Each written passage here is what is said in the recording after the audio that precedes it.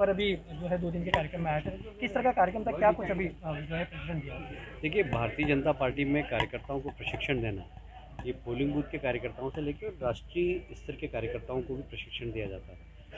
Bharatiya Janata party के बारे में बात होती है तो पार्टी विद डिफरेंस, यही अंतर है अन्य दलों में और हमारे दलों में। मैं आज कुछ जो कांग्रेस से विधायक आए उनसे मैं पूछ रहा था कि कभी आपके 10, 20, 25 साल के जीवन में इस प्रकार का प्रशिक्षण हुआ क्या, तो उन्होंने बोला कभी भी नहीं हुआ।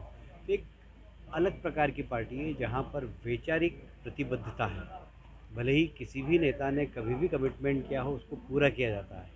जैसे मैं उदाहरण दूं कि डॉक्टर श्यामा प्रसाद मुखर्जी ने धारा 370 का 53 में आंदोलन किया था, उसका पालन अब नरेंद्र मोदी जी ने जब अवसर आया तो धारा 370 हटाकर किया।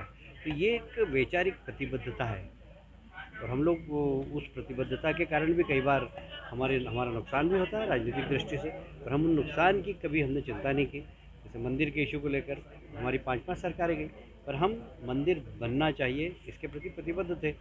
अनुकूलता आई, अब मंदिर बन रहा है।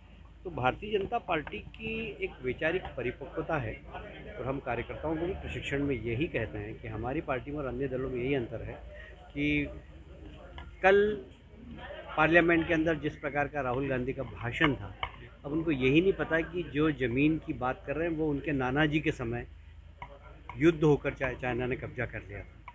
वो चाइना द्वारा ऑक्यूपाइड लैंड है, अब वो नरेंद्र मोदी जी से जवाब मांग रहे हैं। तो ये अल्प ज्ञान के कारण संसद जैसे देश के सबसे बड़े प्रजातंत्र के मंदिर में जो कांग्रेस के नेतृत्व के प्रश्न हैं, मैं समझता हूँ बहुत ही शर्मनाक है। वो इसीलिए कि वहाँ प्रशिक्षण होता ही नहीं है, जो स्लिप दे दी वो पढ़ लेते हैं और कई बार स्लिप गलत आ जाती है तो गलत बयानी पार्लियामेंट जैसे बड़े स्थान पर भी हो जाती है।